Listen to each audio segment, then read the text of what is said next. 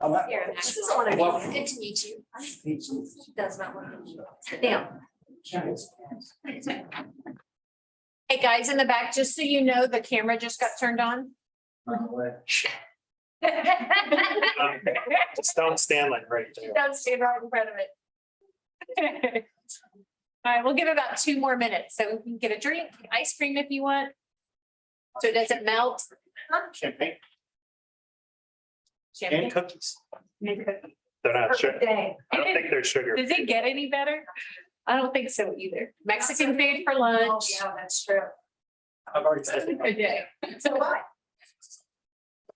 Tell me it's serving. I'm your bride some champagne.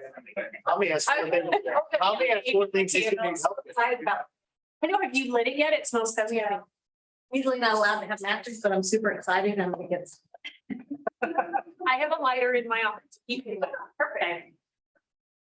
Not allowed to have matches. Larry, stop. Yeah, I didn't think you did.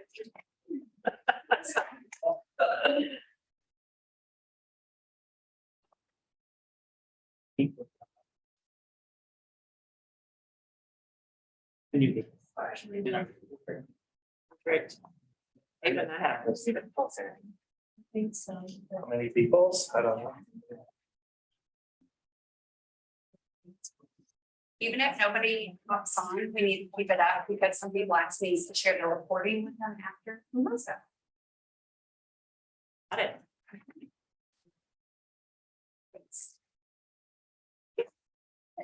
Are y'all like practicing for Rebecca camp?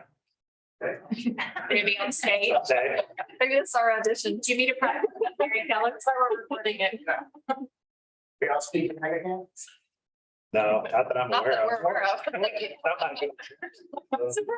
Morgan is. It's your audition. You didn't even know. You are speaking. Just not on stage. No, I will be speaking somewhere. That's correct.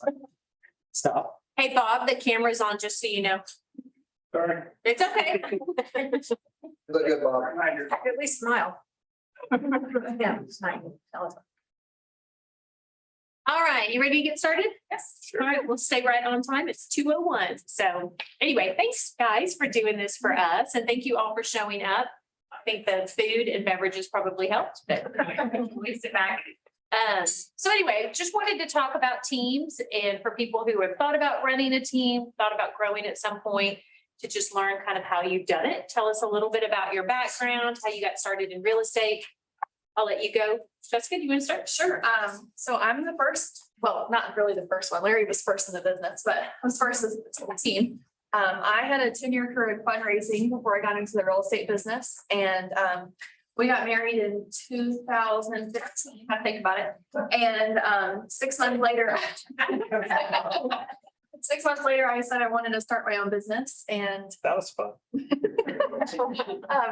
both my parents are entrepreneurs and I just wanted to start my own business. So thought real estate would be a natural transition. I drug my realtor around to 100 different homes before I bought my first house, literally in 2011. So I'm the worst client ever. We won't talk about any truck violations. Yes. So got into the real estate business and went from a 6-figure salary and fundraising to just one income after we were married. And so really had to think about how that was going to work. And we made plans to make sure we could live off of Brad's salary, both of us. And then did that. I was on a team my first year and then left after a year. And then I never saw Brad anymore. So convinced him to join me 2 years after I started. And that's how we began. To those of you who don't know, that's Jessica, that's Brad. Oh, yeah, sorry. I should have had you introduce Morgan and then also Larry. And then when did you bring Morgan in? So what was that? So I started with the team in May of 2019. So it's been about 3 years now. And I started as their executive assistant. I was their EA1 hire. So What made you decide you were ready for your first hire? Well, we didn't follow the model because if we did, then I would have hired Morgan before I hired Brad. So, but once we were both in the business and realized that we needed some help and organization and we were busy out in the field all the time and needed a home base. So that's where we put it out. We actually put it out on like Indeed, all the different job profiles. We got 250 applicants for her job. We did 20 phone interviews.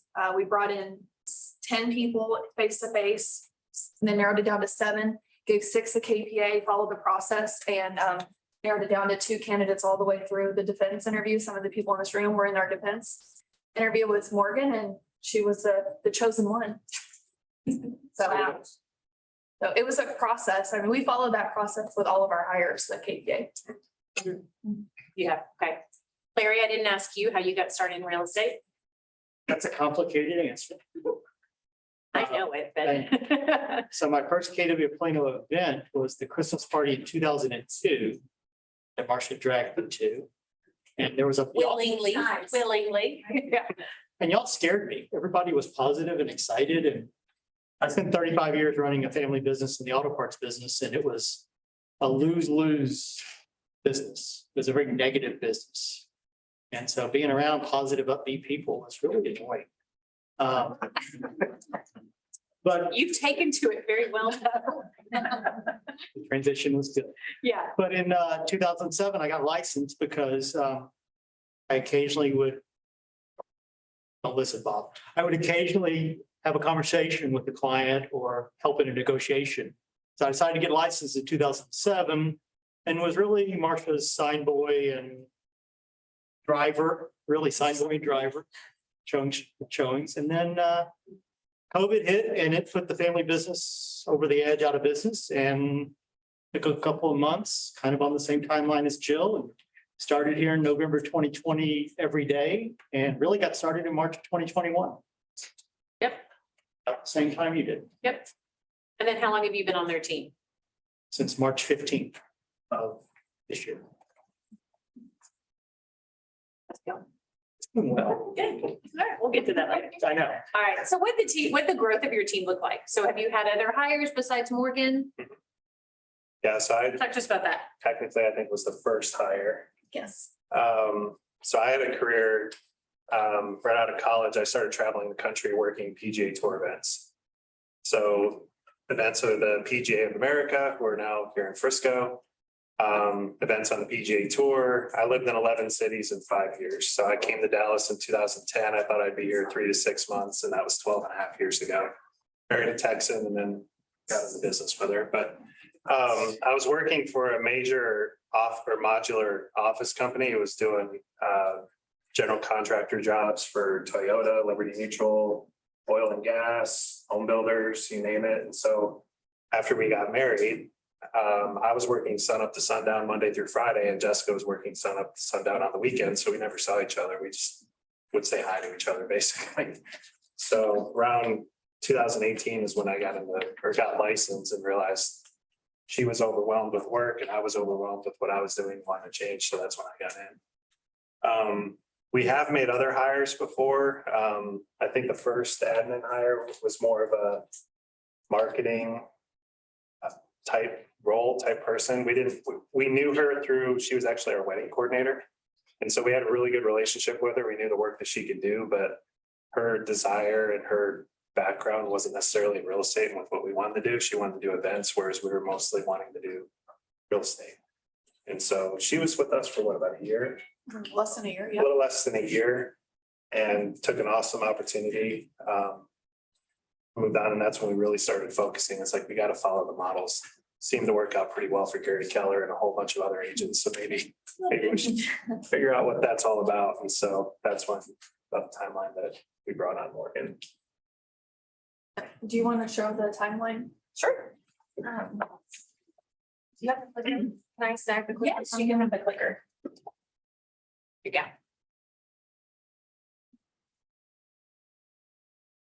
Oh, that's us. Oh, yeah. Okay.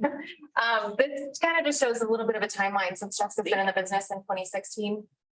Hey, Heather. I mean, Holly.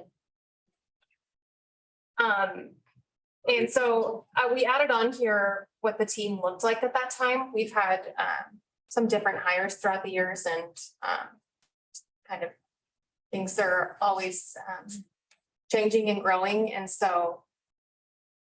Yeah, can y'all read the numbers or no?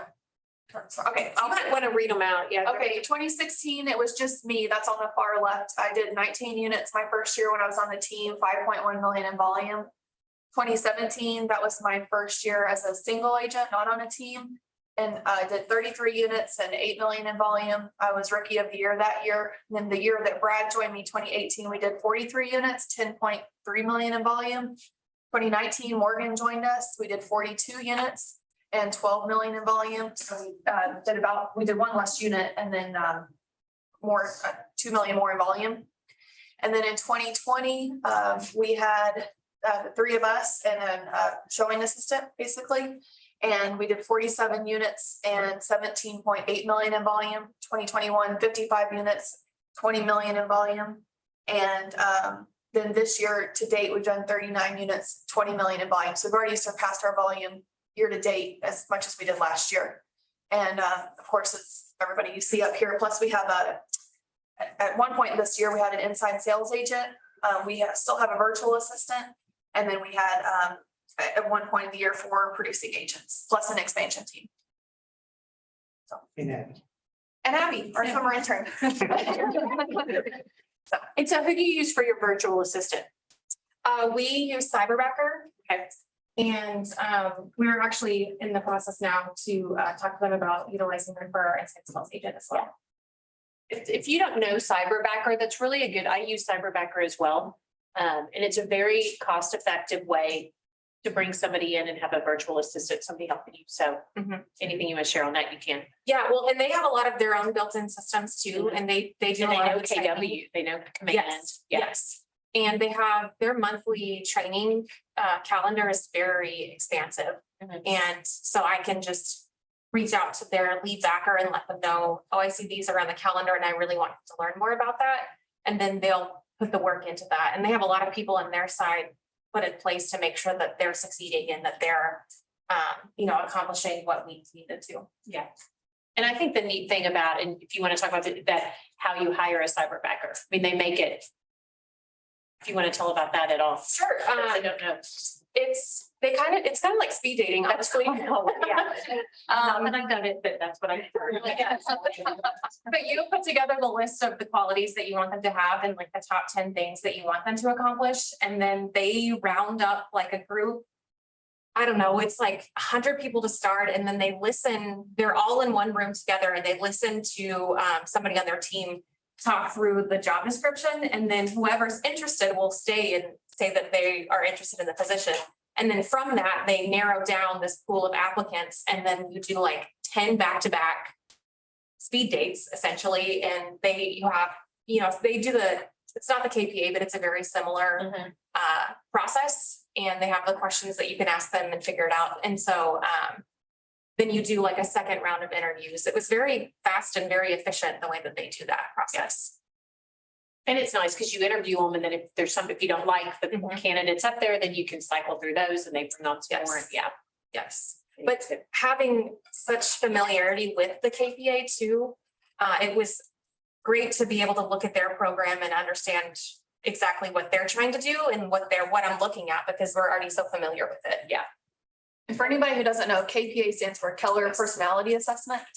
So we have our candidates that we want to take to the next round of interviews to always take that assessment. And it helps us. I've taken career visioning 3 times. You've taken it twice. You've taken it twice. And Larry's taken it once. So we're all very invested in making sure we understand that as a tool and how it can help us, get the right person on our team, make sure that they're happy too. That's really important. Yeah, because that's the goal of career visioning, the whole interview process, that by the end of it, if you're doing it right, you or us who's hiring and also the candidate will know if it's mutual. And we've had people that have self-selected out. So that, I just don't know that this is right for me. And that's totally fine. Yeah. So. And if anybody ever needs the KPA, that we can send that to you. If you're looking to make a hire, just calling staff to help you with that. I can also sit down and verify it, go through and meet with the person for you and help you. So anyway, just a little tidbit there. So what does your daily schedule look like? Are y'all in the office every day? How does that work? We are, You in guys the what? we're all in the office every day. It gets a little crazy, just like anybody, right? And no day is exactly the same. We do have lead generation blocks on our calendar. I think we all would agree we have to do a better job of honoring that time block. Sometimes we erase it and don't replace it, and that's not great. So we always want to erase and replace that lead gen. And then your that same time block looks different. You'd probably do the best job of time blocking on all of us. It's always the learning process. Yeah, I try to time block for, listing input, everything. They say that 90-minute time blocks are the best, and so that's what we try to work with. But I mean, every day is a little different, right? Do you lead generate together? Not necessarily, no. That's okay. I'm just curious. Yeah, no. Yeah. So we're pretty loud people, so all of us in one room lead generating at the same time is a challenge sometimes. So you try to time block in the morning or? I do in the morning. At one point, I mean, I've changed my schedule so many times, but at one point I would lead generate in the morning at home because I was more productive at home by myself. And then I would come into the office and then I realized that like everybody up here gets more value from listening to me on the phone. So then I'm coming up here and being on the phone, they can hear my conversations. If I have to walk outside, I walk outside and so I like to move when I'm on the phone. Yeah. Okay. Are you all lead generate, the three of you as agents, are you lead generating for the same thing? Where are you getting your leads? Do you have that there? What percentage of our businesses from? I'll answer in the meantime. Okay, go. I'm only generating in my sphere for motivated anybody's, Okay. motivated sellers for providers. And I'm just making the connection. I'm not Is it usually sphere asking. from? Sphere from everywhere. There's sphere from every aspect. What does your script look like? I usually, we don't have scripts. Okay. What is your conversation? I love Somebody who did scripts forever. Yeah. Okay. So What is your conversation? So my look like? conversation is not usually starting off with real estate. My conversation is talking about something about how I know that person, or if I've done research on Facebook and I know they had whatever happened. I'm usually talking about them. Yeah. And I'm just waiting for them to say, so how's real estate going for you? And then it's a green light for me to say whatever I want to say at that point. Kind of going off what Larry said, I'd say most of my lead generation is, if you've taken bold lately, it's the forward conversations, which are family, occupation, recreation, and desires. Is that right? Dreams. Dreams. That's close enough. That's what I call it anyways. Yeah, will you say it louder? Family, occupation, recreation, and desires. Dreams. Or dreams, excuse me. I call it desires, whatever. It works for me. So, dreams. So that was the new tactic or, in the last or the latest bold session. So that's how I keep in touch with a lot of people. And I barely even have to bring up real estate nowadays because most people's conversations are like, oh, I bet you're just crushing it in real estate. Like we're doing really well, but the real estate market is not what you think it is or what you may have been hearing. So let's talk about that. So it's once you build up that, that conversation, and then I've been having a lot of success of just letting people bring that real estate up to me. And so that's when you can have the education sessions on them. It's been pretty positive lately. Like when I first started, Jessica and I had very clear lines. I was going to take all of the buyers. She was going to do the sellers. She didn't want to do the buyers. And that was fine. And that's how I got started for a couple of years in real estate. And so I put more of a focus on listings this year. And then kind of going off of what Larry said, like we have our clients, our database broken down into A's, B's, and C's. A's have a hard deadline, B's have more like a 6 to 12-month deadline, and C's are just like the lucky losers. Say they want to be in real estate, but they don't have any necessarily a motivation or a hard deadline. So the more A's we have, busy we are right now, but we always have to move those C's up to B's and B's up to A's. So And our goal is to have 5 in the A's in your pipeline at At any all one times. time, 15 in the B's, and then 30 in the C's. Mhm. So if you think about your pipeline that way, making sure you have enough people in each category. To answer your earlier questions, 76% of our business so far this year has come from Sphere or referral from Sphere. So we spend a lot of time contacting our sphere. We do some pretty cool client events too. So, and we we send a printed newsletter to our sphere every month, an e-newsletter twice a month. We do a lot on social media and then calling. So in our database, everybody on the team has set number of people in the DTD2 system that they have to call. DTD2 stands for do the database to, and it's a combination of last name letters. And each week is a different group of letters. And so everybody's database is set up that way. So you don't have to think about who to call. It's just there on your dashboard every day. That takes out so much time. Yeah. It's so smart to have it done that way. In Bold last year, I was realizing that that was a big barrier for us making calls, was that we didn't know who to call. And then I didn't want it to be on your plate to have to think about that every day. So we had it set up to where it was just done and it just cycles through every 90 days. But it's so much easier just to call the same 24 people. Yeah, let us know how that works. Our, Change their number. Our virtual assistant helps us keep up with that too, to make sure Oh, that's that everyone new is added to that too. Okay. You mentioned, oh, go ahead. Do you each have a different database? Yes. Yeah, we have it divided.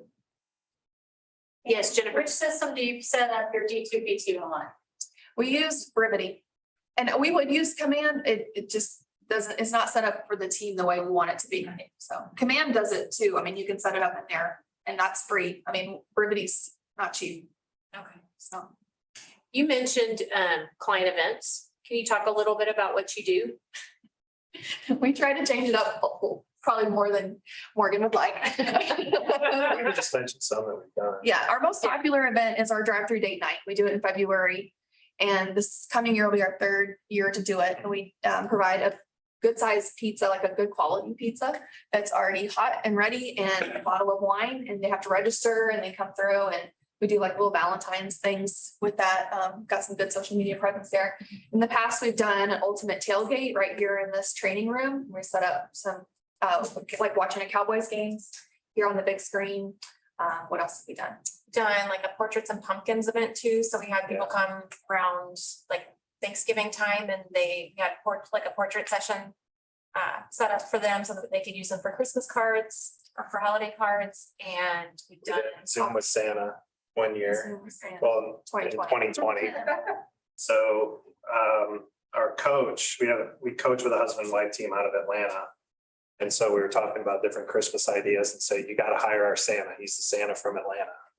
Got to go with that. So what we did was we had it set up at Stonebriar Country Club. And so we did like a cookie decorating station for the kids and then family photos, and hired a photographer to come out there. And then they each had their own, 10 to 15 minute time slots where they could have their own private conversation with Santa on a Zoom call. And Santa knew their names. Yeah, so as part of the registration for the kids, we asked like, all the kids' names, and then what are some things like, if they've been good this year, they've been bad, what's something that Santa needs to know about them? So the kids were just in awe that like Santa knew exactly who they were when they got on the Zoom call. So that was a huge hit. And then we did a car wash last summer, which sounded great until the conveyor belt went down and all of our clients were standing outside in their cars and we were inside waiting for them. So that in theory was a great idea, but it didn't work out logistically the way we wanted So to. scratch that one. Yeah, we're not gonna do that. We've also done an organization event. We partnered with the Container Store, the newer one, the Custom Closet one in Dallas. And we did like an organization, we had one of our vendors come and talk and walk around the store and point things out. And so that was a big hit too. And then we've done VIP baskets around the holidays. We each pick one of our favorite things and each team member gets a budget of $20 an item or whatever it is. And so we ordered some wine from Michigan and like some really unique things that you wouldn't be able to just get anywhere. And then we hand deliver those at the holidays to our VIPs. Yeah, top 25. Like Oprah. Yes, our favorite things. That's right. And what qualifies it for a VIP? They have done repeat business with us or they've sent us multiple referrals. Okay. And then we limited, I think we did, well, last year we did more. We did like 25 Like last from year. 20 to 25 last year. I think. So is that how, if somebody gives you a referral, is that, do you wait and give them something like by doing the VIP event, or do you do something for them when they give the referral initially, or how does that work? We do send a little gift when we get referrals from clients and from agents as well. Just depends on the client and Yes. if I know them well or well enough to know what they would like to, we have different things that we send. Okay. And we've gotten more than 25. We have more than 25 VIPs, but we just order it in terms of volume. Mhm. So try to really love on them. We did actually a lot of research into that a couple of years ago, through the pumpkin plan. I don't know if you've heard of that book. It's, it talks about who's in your patch, your pumpkin patch. You could probably talk about this more than I could, but, so we basically went through and, jotted down and found like volume wise, like who had sent us the most business or done the most business with us. And then Jessica had a conversation with every single one of them about, what they like about our industry, what they would change about our industry, all these different questions that are. in the What book. they thought about working with us, like what was their least favorite thing and most favorite thing working with us? What were they surprised about working with us? Like there's a whole list of questions that's in the pumpkin plan and I have it all in a spreadsheet. So we realized when we did that, the majority of our clients, like I think I interviewed probably 20. And I think it was more than 80% of them were entrepreneurs.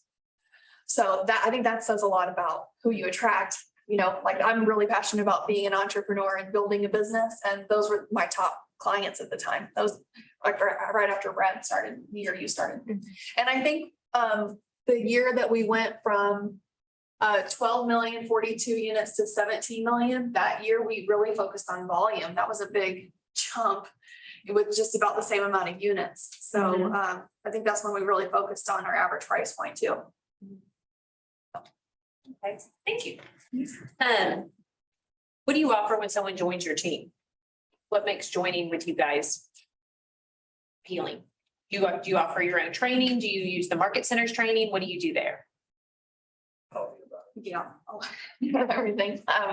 Well, so to join our team, we expect that the agent would have done 6 units in the last 6 months.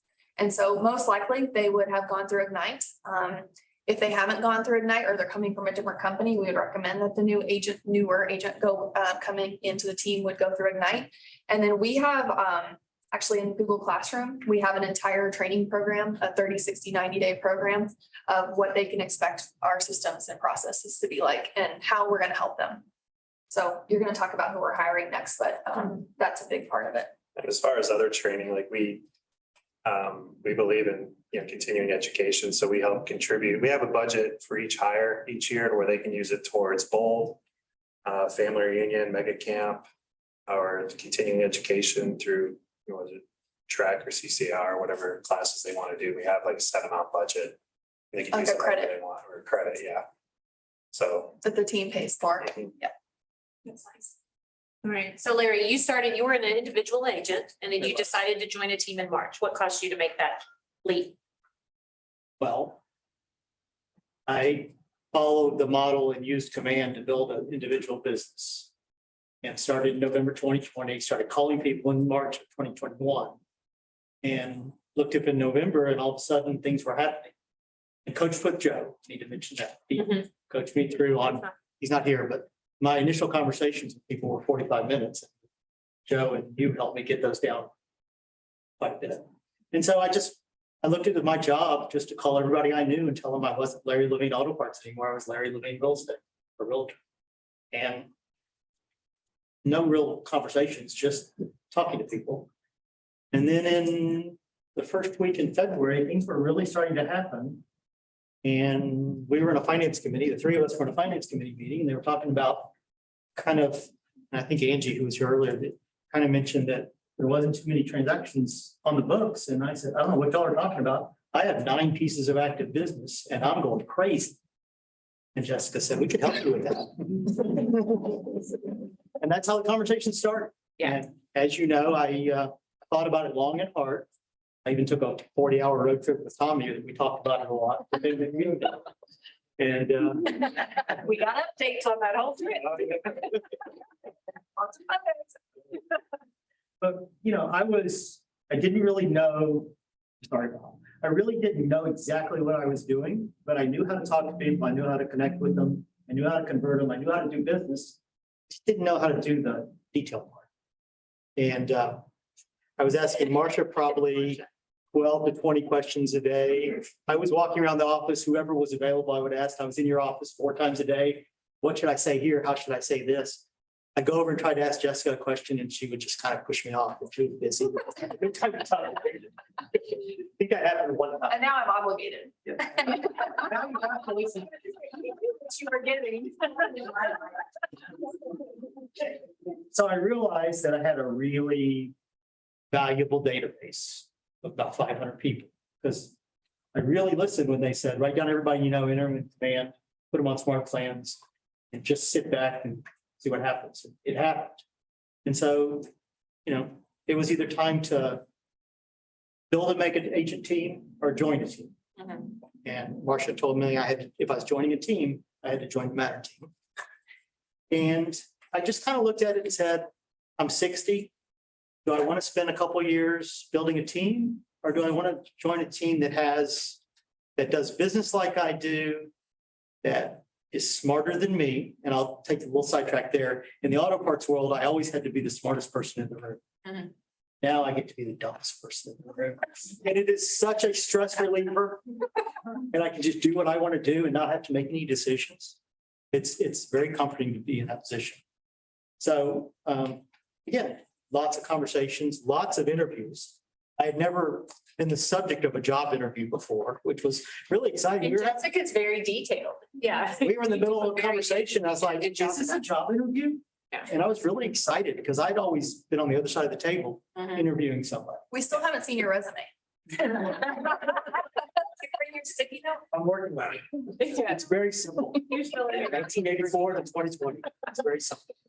No, and I love that you say that about your database, because that's when I talk to new agents specifically, that's the one thing I say, if I could give any advice to anybody, it's take that time, really, really put together a database. Otherwise, that's your business. You've got to feed that every single day. That's your book of business. So To you answer, took it literally, yeah. I did. I was at a low point with the business failure.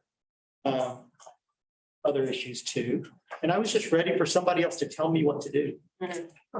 And You were married. why are you laughing? She was like, I've been doing that for 30 years. I think too, you were able to just plug into what we were already doing and then it elevated you. Like you didn't have to think about sending a newsletter or communicating. All you had to do was, we got your people in the database, told you who to call every day, and then you just started doing it. And there was no time lapse The of, way I looked at that was, and I'll answer the question you asked them just a minute ago, what does the team offer? The team offers that magic office back there that just not 24-hour a day, because they only work half days. But Yeah. 12-hour a day mastermind at a very high level. And I needed a team that was smart, aggressive,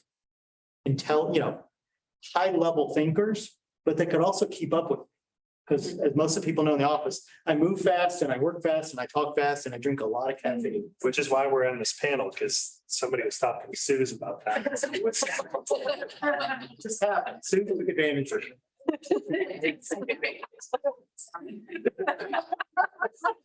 But I do want to, HR. but I also want to say that, in looking at the KPA and looking at my results, it showed a lot of stuff. I scored very high on a lot of key factors, but I scored as close to 0 as possible in structure, completely unstructured. So I consider the magic of the room being Morgan and the structure that she provides all of us. And it was never more clear than about 3 or 4 weeks ago when we went on a cruise. And we were like the Three Stooges bouncing around that office. Where's this? What's this? How do we do this? And then at one point you actually called her something. You broke down. And so That's me when Suze is out, so I totally get it. I totally get it. Go ahead though. But, it's really the 80-20 principle now with all of that support. And I don't have to worry about anything else besides meeting people, connecting with them, converting them, and seeing if there's an opportunity. Yeah. And they take care of everything else for the most part. Another really good point I was going to make. All right, if you come back around to it, I'll think about let it me just a know. second. Jessica, how do you manage everybody, the difference in personalities? I well, get kicked out every once in a while. Well, I think the KPA's really helped us with that. I know this is not a KPA commercial, but you really get to know how somebody operates and what motivates them through that KPA process. And I'm like very into personality profiles. So the DISC personality profile, you and I have gotten into the Enneagrams recently. I think it just helps. Like, I'm gonna communicate with Larry differently than I communicate with Brad. And even like Brad, in our personal life, we communicate differently than we are at work. And we have to know when to shut it off. And then you and I've learned that you two are the same. And I didn't realize that until, I don't think you realized that until the last 6 months. But they're the same personality type. Brad and Morgan are. Yes. And so whenever I realized that about you, I was like, oh, okay, I'm living with him. So now I understand you better. But I know it's just, not everybody hears things the same. Not everybody is motivated by the same thing. So really understanding what drives somebody, I think that's been key to our success and holding people accountable the way they want to be held accountable. Yeah, we use a lot of different tools to work through that, and not only what you already talked about, but the strengths finders. Everyone that joins our teams takes the strengths finders. And that book talks about how do you work with somebody that has this strength and how do you work with that strength. And so I think it's just having a good understanding of everyone. Or if you just shove everyone in a room, then they'll figure it out eventually. So what was it? So the reason I needed the structure is, while it sounds really good to have 9 pieces of business that were active the first week in February, I could look on my calendar and realize for the previous 4 or 5 weeks, I'd done no lead generation. And May and those ran June out. were bare. And I've always heard that story about that's the flaw with being a single agent. Mhm. And so didn't want to be that person. Got it. Makes sense. So, because I was doing everything I could just to keep those 9 deals moving forward. And Morgan, what do you do on a daily basis? What does your day look like? Yes. All of the above. Well, I do pretty much just about everything except for transaction coordinating. We've always had somebody else do that. And usually when I tell people that, they look at me like I have 2 heads, because that's usually what a first hire is for that piece. But we've had Marcia. And so as a side note, I think that when hiring, we're really good at filling in the gaps of what we're missing at that time. And so I still do our listing coordination too. And so getting our listings up and career visioning, I own that piece of the business now. I manage our finances and analyze our P&L each month too. And everything else, IT director, Communications. communications too. And you do our cash talks now. Cash talks. Oh, yeah. Wow. Baker. Baker. I heard of what for cash talks. Cash it's with a K, knowledge, attitude, skills, and habits. And it's a weekly one-on-one meeting that we have with every member of the team. And I say why we switched this recently. please Okay. do. So Jessica's been doing them for quite some time, and we've kind of realized over the last few months that when I filled in for her, that they look a lot different whenever she hosts them versus when I host them. And the aha moment was the other day when I looked at Jessica's KPA, and structure was like almost negative on hers also. And so the weekly meetings are talking about the pipeline, what's coming up, how many calls did you make last week, or should there have been more? Why weren't there more? Who are we going to call this week to make up for that? That kind of conversation. I think I'm just very numbers based when it comes to that too. And so having like that structure of here's what we're doing, here's what we're going to do to fix it, that kind of conversation. That's what those are, the cash talks that we talk about. I want to say too that I've worked with Marcia since the beginning. The day that I left the team, I think I walked to your office and I was like, I need help. Because I've not one time ever done a green sheet. I have no idea even where those are. Marcia, you've just always, I don't even know if they call green sheets anymore. Yeah, What are they? I don't even know. Why didn't you make sure I get paid and I don't have to think about it. And so that was, you really my first hire. Second hire was a coach, and then then Brad, and then Morgan. So, and I think you had it handled just from the very get-go. I never had to worry about anything. And so whenever we hired you, I knew that you could focus on other things than what Marcia had handled. Right. So Morgan, what's your next hire? We are actively hiring an agent concierge at the moment. And that person would be writing offers for our agents, just basically taking an equal amount, I feel like, off of their plates and off of my plate to make sure that they can actively get some time back on their hands to make calls and produce more business. So you're looking for a licensed agent? Yes, Yes. licensed. They need to be licensed. And they're gonna be scheduling showings, they're gonna be asking for feedback on our listings, they're going to be talking to the clients, they're going to be saying what's next steps, they're gonna be checking off things in the checklist that we have on transactions on Brevity, they're gonna be doing everything, all the minutia, so that the agents can have their time back to lead generate more. So I'll give an example of that. When I was on my own and I was out showing buyers and Marcia had given me 8 bullet points or 10 bullet points, and I'd leave a showing and say, okay, we need to write an offer. Here's the 8 points, and I'd go off and go show other clients a thing. I didn't have to go back and do that. And that was usually on Saturdays and Sundays. And during the week, Morgan doesn't have time for me to make that call, Mhm. or I'll piss her off. And Jessica told me if I upset Morgan, not only would I be fired from the team, I would be killed. So Yeah. I'm not allowed to make Morgan mad. So I bring her a lot. That's been recorded. Yeah, exactly. I bring her a lot of time. I bring her a lot of time. Just whatever works. With this agent concierge position that we want to bring on, we've heard of other teams that are doing it. Our coach has something similar to it, but it's more just to streamline the process for everybody on our team, but also for the client.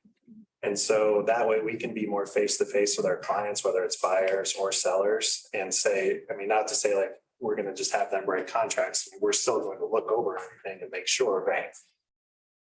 There's only so many things that an unlicensed person can do for you or answer. So we want somebody who's licensed, who's familiar with the business to help streamline the processes that we have and that our client has and really elevate that level of service. I go back to, is it Brady Sandall? Luxury, yeah. Yeah, so he was at Great by Choice earlier this year, January, February, and I took a lot away from his conversation of basically like how he brands himself.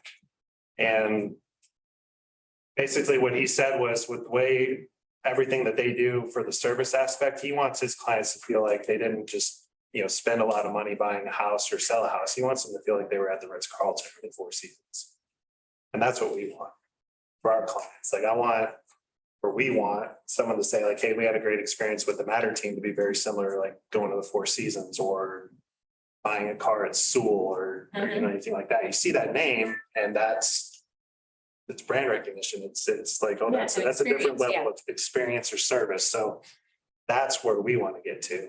That's what we want this agent concierge person to help do for us, is provide that extra level of service so that we can be more in the front with our clients now and in the future.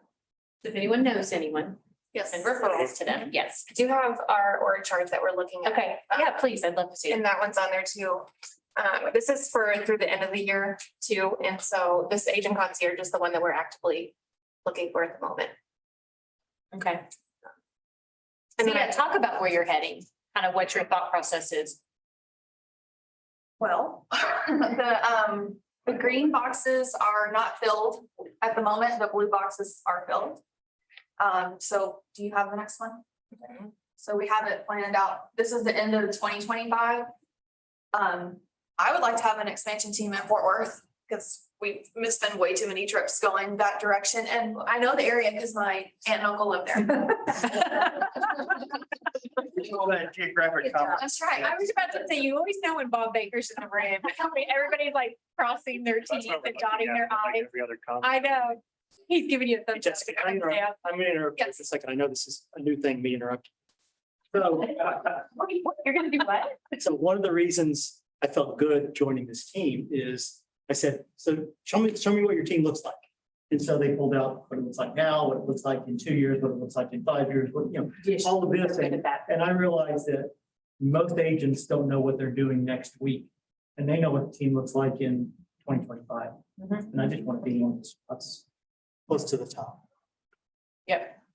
Then on the sales side of things, we have the director of sales. Technically, right now, I'm the director of sales. Morgan's about to get promoted to director of sales. And then we have our buyer, everybody on the team that's an agent works with buyers and sellers. And then we would like to have a showing specialist to, keep maximizing the agent's time. And then on the director of operations, the admin side, like to have an intern year round. Abby's been with us this summer, but we'd love to have a fall, spring intern also. We have our virtual assistant and Marcia, our transaction coordinator, and then we'd like to have a full-time listing assistant, and then we have and maybe a second virtual assistant. Agent concierge would be slotted in there probably replace that virtual assistant. We didn't probably need to update that. Yeah. And then on the lead gen side, we'd love to have a director of lead gen and an inside sales agent. So they would have their own team within our team. Same way that you have your operations team within a team. What would that look like? So it would look like by the end of this, well, we're gonna outsource for now. And then we'd like to hire an inside sales agent on our team and then let them take the career visioning, kind of get a business built out within our business. So for them to hire somebody else and get promoted to director of lead gen. Got it. Does anybody have any questions on that? Yes, Tommy. Is this part of the red book? It is. It looks a little bit different, but for the most part, it's one of the models. Okay. I'm not sure. I would think this would be maybe the 6th level. I don't think it's 7th. It's not 7. I think it's maybe 6th. Did that have explained? Uh-huh.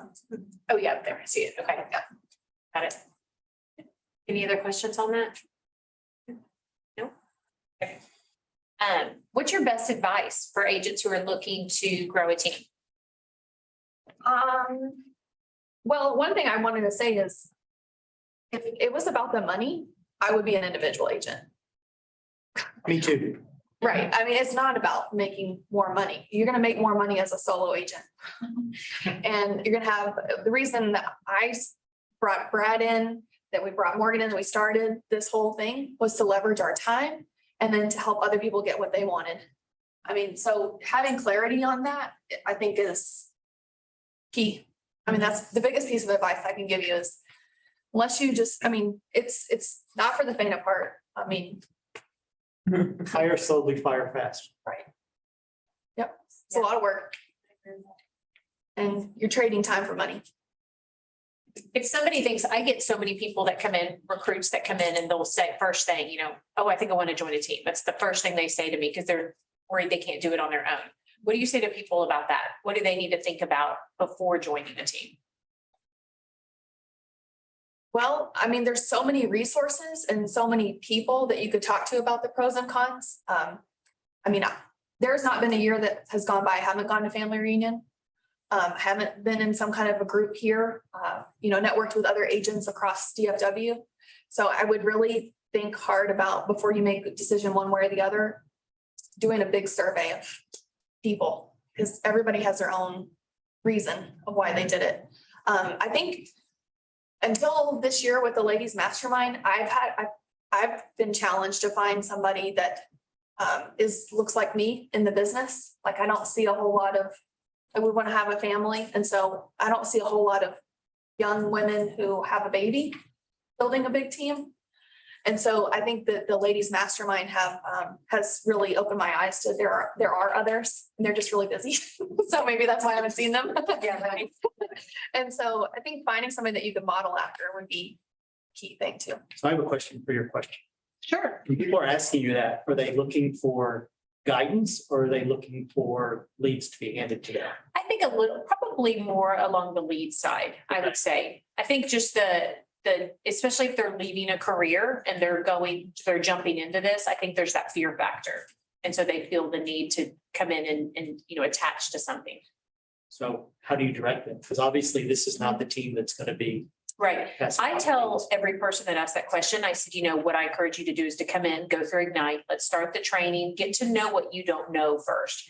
And then if after you've gone through it and you still feel like we can't offer you, that we're not teaching you to go out and learn how to do it on your own, then I'll have you do the KPA. And then once I get that back, I send it to teams and see if it could be a match. But I try to get them to come in and go solo first and I learn. was the going to say, in business. your experience, isn't it better if people learn it?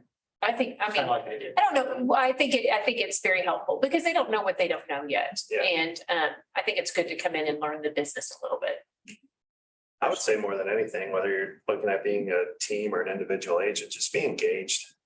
be engaged with the market center. I mean, that's one of the first things I learned. I didn't know anything. Like I married into KW Plano, literally. Jessica didn't look at any other market centers. So I mean, Thank you, Jessica. I mean, I tell people all the time, like, it's almost like we tripped and fell into a pot of gold. I mean, we got so lucky by being here, but I don't know, and I I don't did really the same. I married into King. I learned a lot being in Ignite. I learned a lot, like asking questions, like I'm from other industries where it's like, you know, asking questions is, I don't want to say frowned upon, but people aren't as receptive to giving advice, I guess. Whereas in this office, people are. I mean, if the door's open, you can go in and say, hey, I got this going on. Like, what have you done? Or what would you say? Mhm. And if the door's closed and they're working on their one thing, you know, kind of move on. But I think some people thrive in the team environment. Other people, like Jessica, I think was better or was doing really well as an individual. You just got to find what your niche is. But I would encourage, you know, give it a shot, see how you do. Yeah. A single agent, like you said, if you feel like team is what you need to do, then that's fine. From a team aspect, like when we brought on or partnered with Larry, we had a lot of the operations side figured out, and that's what really helped him and allowed him to focus on his 20% where he could be more productive. And we had all the back end, back of house stuff. Well, not all of it, but that's why we're trying to get this new hire in and so that we can streamline that process a little bit more. But I guess it would just be like whatever you feel you're best suited for, what caters best to you.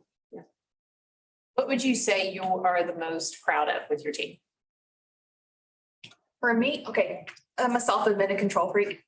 And I'm getting better, I promise. But I think for me, I'm proud of myself for relinquishing some control and then watching the people around me take that and run with it. That's the thing I'm the most proud of and be successful without me.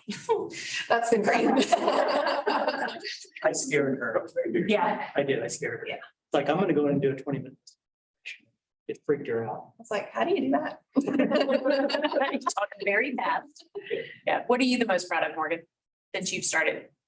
I mean, personally, I feel like a different person than I was when I joined the team. I feel like I am more confident and competent in what I'm doing and every day, I mean, I feel like I'm proud of building the team and we have a lot of like hard conversations about what that looks like and what the future and how we're gonna get there. And I'm just proud of us for like putting in the time and figuring those things out together.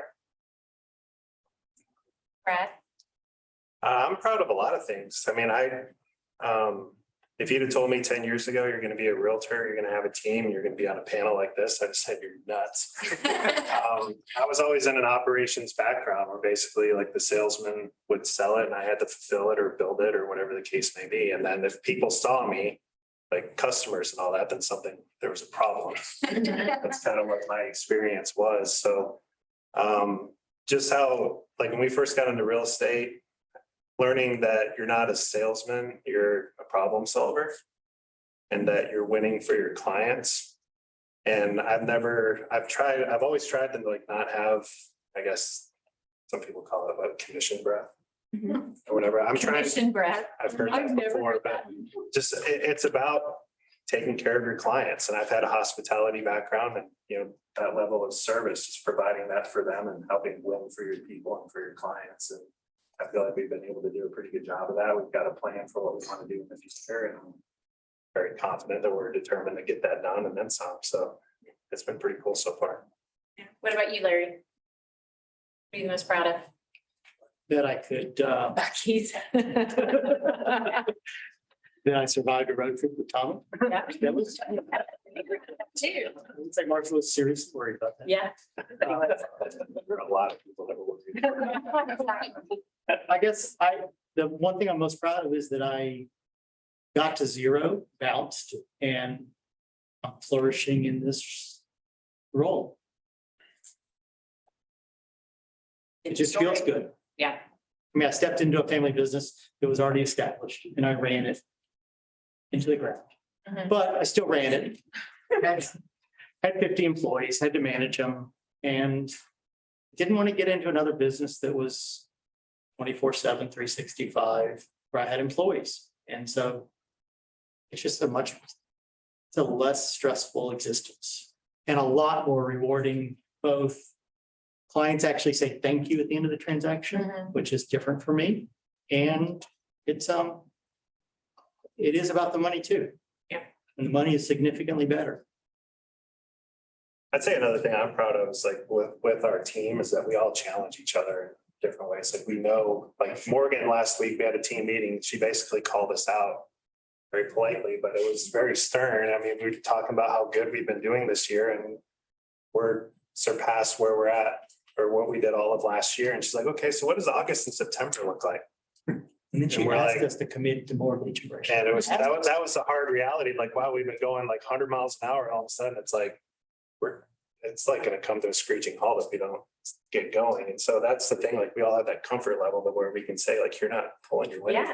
Means you Let's made the go. right hire with Morgan. Oh, absolutely. Like we Absolutely. go on vacation, we're like, we're gonna come back and it's the Morgan team. I know it. That'll be okay. Yeah, it would. I don't know that I could fight it. Yeah. It's gotta change, you know? I don't know that we could fight it. But yeah, I mean, we're all comfortable enough to know, like, we all have to pull our own weight. We're all in this together. We're all, and I've said this before to a lot of people, or the people on our team, like, you're not an employee, like, you're family if when you're in our room. And We're that's kind of, generating our own business. well, it's just, you know, the relationships we have with our clients, we also have that, you know, each other, like, we all want to see each other succeed, but we're not afraid to challenge each other and say, like, you need to get going. Like, what's up with that? Yeah. And so, yeah, I would say that's definitely one thing or another thing that we're proud of. I have something to add too. I just want to say too, that I'm grateful to have the opportunity with Brad and Jessica, that they invest in me and invest in my time. Like a few years ago, they brought to me that they wanted me to start coaching and they see the value in having me have a coach and going to family reunion and doing all of these things. And they see the value in me doing that and how it can push the business forward. And so, I mean, I'm really proud of that too, because I feel like that's not always the case, but there's a lot that can come from that. So I'm just grateful for that as well. Well, and we challenged you earlier this year. We said within 5 years, you need to be on stage. And we're putting it out to the universe now too. Oh, wow. All right. Did you all hear that? Yes, Tommy. I got a question. What's your big challenge? If you didn't tell me one. People. That's everybody's biggest I was challenge. about to say, welcome to my world. Mhm. Yeah. Yeah. All of ours, yeah. Yes, Bob. It was a really interesting thing that Morgan said about her growth and so forth. And I think something that we really need to give credit to, when you guys interviewed her during the process, you made an amazing judgment call about not only who she was right then, but what she would become. Big judgment call. I mean, you know, you get a lot of credit for recognizing here's what someone can become. And you were absolutely right. Because you had other choices, but you made a great call through that. Made you watch it. Really great. That's a huge problem. I mean, you already know I'm feeling about this team from past experience. You hear people say, you know, you're really good like it. They have actually have an integrity that they live by. That guides how they do the business. And it shows up every day in who they are and what they do. It wears me out to hear the work they do. I mean, you guys are just, the work process is huge, but you're doing it in a way that it just makes it admirable in so many levels. It's just, I know every team is a little bit different, but the way you guys have gone through it, it's just, I watch this in awe and I say, wow. You know, but the right pieces came together for whatever reason, and you guys have been able to make that work, and it's just incredible. Proud to be in business with you. Thank you. All right, I'm gonna, last question, and then I'll open it up to if anybody has any. What's your biggest failure been? What could you go back and change if you could go back? We talked about that earlier. Like, how do we answer that question? I don't know that we necessarily had one huge failure or failures. I look at them as more of like growth or learning opportunities. Have we made mistakes? Yeah, sure. We had people that have been on our team, they're not with us anymore, you know, for various reasons, but no hard feelings by any means. But you know, and then client issues, I've been sent to the principal's office, Bob's office a few times for things. So it's, You hear it a lot, like with Keller Williams, like, and just in general, like fail forward. And I feel like we haven't had, I don't look at it like that. At least that's how I feel about it. Anybody else? I agree. I don't think I label failures as failures. It's just something that happens and you move on. I mean, what are you gonna do? Sit in your sorrow for 2 weeks and not do more business? We don't have time for that. Gotta get going. Aren't you gonna sing that song now? Which one? The Frozen? Oh, let it go. Yeah. Let it go. Move on. I mean, if I labeled every failure or, bad thing that's happened to me as a failure, man, I'd win them all. I mean, there's too many to count. But I just don't even let myself, it's not even a thought. I don't think about it like that. Because every day we're supposed to get 1% better. You think of it like that, 1% better every day. Yeah. I have that on my calendar every day, it'd be 1% better. Do you? Yeah. What about you, Morgan? I was just gonna say that every time that we've made like a perceived mistake or failure too, we always sit down and think about it and analyze what went wrong and how we could have prevented that from happening. And so it is a learning opportunity every time. And so how can it be a failure if you learn something from it? Yeah. So. Yeah, just do better so next time. Larry, any yet? I refuse to look back at failures. Yeah. They're all life experience and they put me in the position I'm in right now to succeed.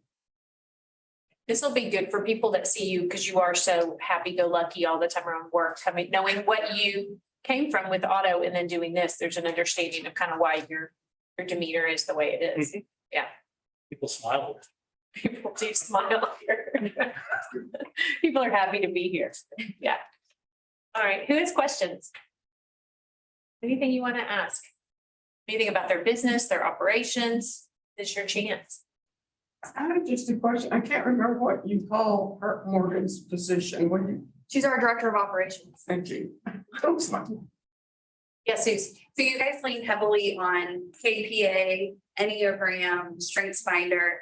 Have you ever caught yourself kind of weaponizing that? Like, I think sometimes it's a very thin line of being like I'm a 4. And so I see, like, I can sit in sorrow, I can be sad. So if I'm like listening to a sad song, people will be like, oh, that's the 4 in you. Like, do you find yourself ever doing that? Or do you really just be cautious of how you talk about it?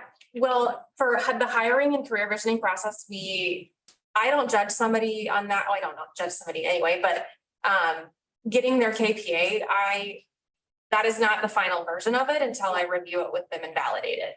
And so I'm not gonna use that specifically of what's pushed out, even though a lot of times it is very accurate. But I'm not gonna judge or prejudge someone based off of that. And as far as the Enneagram goes, I feel like we mostly use that weaponized against ourselves more than anybody else. I don't think that, like, we'll just recognize traits in ourselves that we're like, oh, I'm a 9, but it's not, I don't feel like we're putting ourselves into a box by any means. I have to learn more of that because I know when Suze met me, she's like, you are a 7, aren't you? And I was like, I am. I don't know what I've heard. I don't feel like it's easy in Enneagram's plan. It's more of a, this happened, let's look at the Enneagram and, oh, that makes sense because. Yeah, it's more like we're recognizing the traits in each other and like, oh, that's why Larry's that way. So really, I'm curious, what is your Enneagram number and your number 1 strength? Okay, Larry's a 3, Brad's a 9, Morgan's a 9, I'm an 8. My top strength is ideation. What? Ideation. On Strength Finders, what's yours? Empathy. Oh, yeah, that's 9. What's mine? While you're there, I. I think this is harmony, Brad. I think. And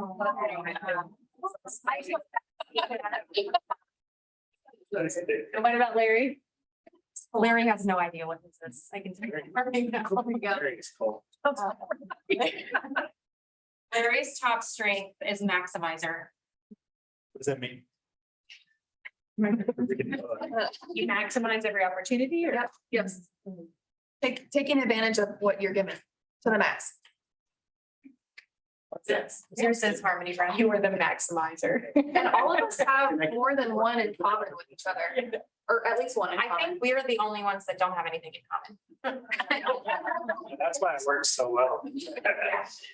Well, that's the thing about the strengths finders is that you need all of the different strengths to accomplish different things. And so by having them and recognizing them, we can use them to our advantage. Like I'm not ideation, she's got ideas all day. Yeah. So I And have ideas all day long every day. You do, but it's not one of your top 5. How are we different? So your top strengths, Larry, are maximizer, strategic, futuristic, positivity, and relator. Mine are ideation, activator, relator, command, and futuristic. Brad's is harmony, arranger, futuristic, restorative, consistency. And Morgan is empathy, responsibility, includer, arranger, and connectedness. The responsibility, we all work on that. You just had Susan and I look at each other and go, we've got to do this We with our had to do team. that at the church and I'm forgetting, or I'm just now remembering like how beneficial it was with what you said. It reminds you of like where We just people are coming from and how you communicate and work well with each other. It's. We're so doing this. Yeah. Get ready, Bob. We're doing this. I have a book in the office if anybody wants to take a look at it. Probably got a few in there, honestly. I ordered one we talked to. All right, any other questions? Anybody? Thank you, guys. Thank you. Thanks for tolerating me. I appreciate y'all doing that, taking time out of your busy day and have a drink, get some ice cream before it melts, before the freezer. I just freaked out. Okay, all right, thank you guys. Good job, guys.